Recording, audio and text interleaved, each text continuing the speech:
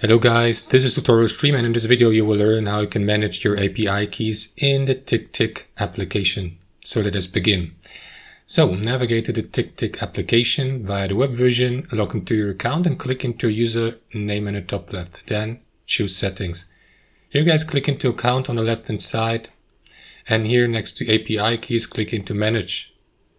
Then guys, what you want to do is click into enable, give it a name, for example, I don't know, key 1 or something like that. Click into add, and then you will see the key created here. So what you want to do guys is either create a new one by clicking into this button and repeating the same process, but you can also use the given one by copying it to a clipboard here, or delete it. So you can also edit it to give it a different name.